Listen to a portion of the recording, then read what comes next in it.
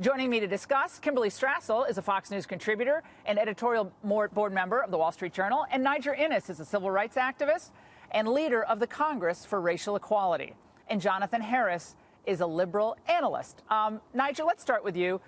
How effective do you see these strategies in winning over African-American voters in the midterms? Let's start with what the Democrats are doing. Trump's a white nationalist. He cares about whiteness.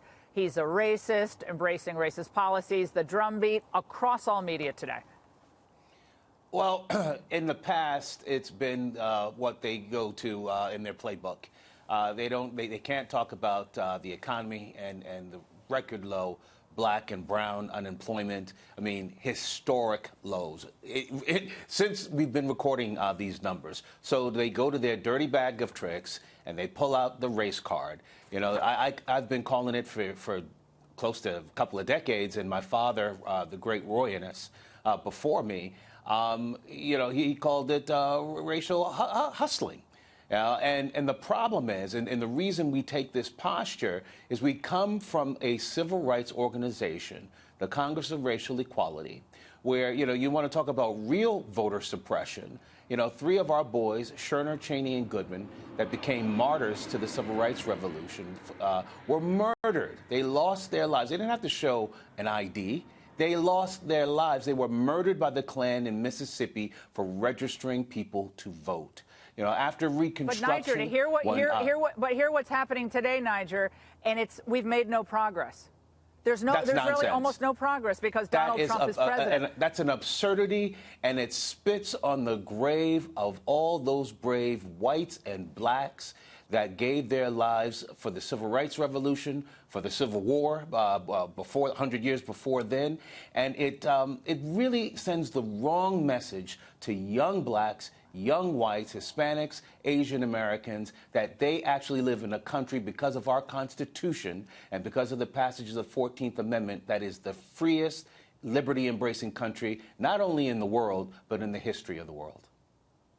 Jonathan, we have some interesting races across the country. I know you disagree with what Niger just said, but right. Stacey Abrams may be elected the next governor of Georgia. You have Andrew Gillum in Florida. Barack Obama was a 2-term president, very popular, went out very popular. So for Oprah to come to Georgia, and she's a larger-than-life figure, and she's an incredible person, done a lot for a lot of people, but she comes to Georgia, and she basically acts like no progress has been made, and we're on the verge of having this guy, Brian Kemp, oversee mass lynchings of African Americans. How is that a positive engagement on politics?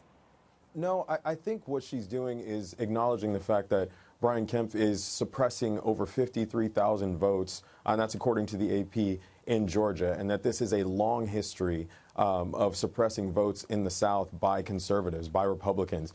In 2005, the head of the RNC actually apologized for embracing what he called the Southern, not what he called, but everyone calls the Southern strategy, where the Republican Party embraced racism from white people to get votes. That was what the Republican Party tried to do. That's where this all comes from, because that was their strategy. And though he apologized for it in 2005, there's no proof that they've stopped doing it. Cue Donald Trump calling Mexicans murderers and rapists.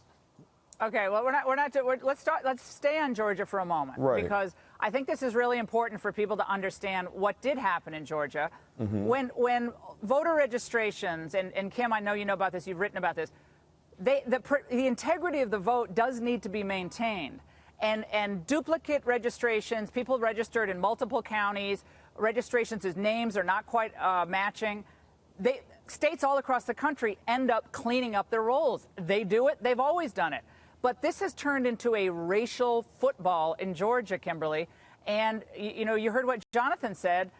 53,000 have been purged from the rolls or have been suppressed. Is that really what's been happening? And is Brian Kemp the culprit? No, because we've been cleaning up the voter rolls. It's a routine thing that happens out in states year after year, and you're not seeing it happen just to minorities. People of all races and all distinctions occasionally are pulled off, and sometimes it's an error. Often it's just to update the list. But look, the rhetoric here has changed so much this election, Laura. We used to talk of the complaint used to be, well, tough voter ID laws. That's now moved to claims of outright suppression. You used to claim that Republicans had latent racism. Now you're outright calling them white nationalists. And there's an electoral strategy behind this. And it is this fact. Look, you cited that poll. Democrats continue to argue every time there's a poll that says that African Americans are supporting Donald Trump in greater numbers. But even they will admit that it has shifted a little bit. And in a race this close, where 2 or 3 points could be the deciding factor, to have African Americans come out and vote for Republicans, or worse in their mind, simply not come out and vote for Democrats, stay home because they're not animated against Donald Trump. That could be the difference between victory and defeat. And that is why you see this rhetoric reaching such extraordinary levels. Yeah, both sides are accusing the other of ramping up rhetoric for political reasons. Niger, I want to go to what Vice President Pence said today, kind of reacting to what Oprah did in Georgia. Let's watch. I'd like to remind Stacey and Oprah and Will Ferrell, I'm kind of a big deal, too. This ain't Hollywood. This is Georgia. How much star power? I mean, Oprah did have an effect in 2008. She really turned out some voters for Barack Obama. There's no doubt about it. She's still very popular. But the economy now is doing well. The economy in 2008 wasn't doing all that great. But now the economy in Georgia's picked up. Wages have gone up. The great economic statistics that just came out yesterday with rising wages. So, Niger, does the celebrity factor work here, even using the race card? I suppose there'll be some degree of an impact. There's no doubt that Oprah Winfrey is very popular. But I actually think that come next Tuesday, there's actually going to be a surprise. I don't know that Republicans are going to hold on to the House, but I think they're going to do a lot better, particularly in the minority community, than people are polling right now. I think, you often hear of, like, there's a hidden Trump vote that could move the vote polls 3 to 5%. It's not just whites, that are afraid to tell their pollster that they're voting for Donald Trump. There's a reign of terror in minority precincts and among sometimes women activists, that punish people that are supposed to vote afraid. Democrat if you are black, people are afraid. Hispanic, Jonathan, or Asian. I got to ask Jonathan. Yeah, we're out of time. But Jonathan, don't you agree that it's not a good thing if people are afraid to wear a T-shirt supporting whether it's the Democrat or the Republican? And now you have people who are literally afraid to wear a MAGA hat.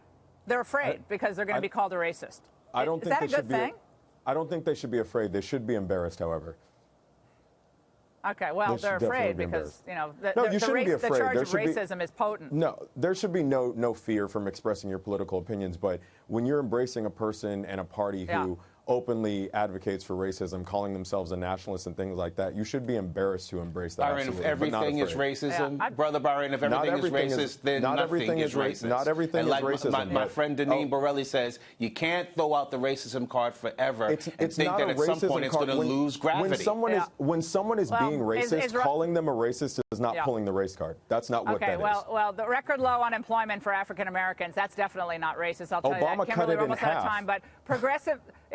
Wages have finally gone up, didn't under Obama. Kimberly, real quick, because we're almost out of time. Progressivism, does it, even if they take the House, do progressive policies end up showing us something new this time? Georgia, maybe Florida, new economic boom under liberal policies. Yeah, it's not been noticed, but actually there are very few real progressive candidates out there who are likely to win. Democrats have, in fact, been keeping a lid on them. Most of the races we've seen have been Democrats trying to position themselves as centrists or moderates. Look out at Arizona. And to the extent that the progressive had all the airtime in the Kavanaugh hearing, they're the ones that actually blew the potential for a blue wave. So that is not what's winning it for Democrats this year. Yeah, I don't think most of them want to talk about the caravan. They don't want to talk about that issue at all because they know it doesn't poll well among some constituencies. Great conversation, guys. Thanks so much.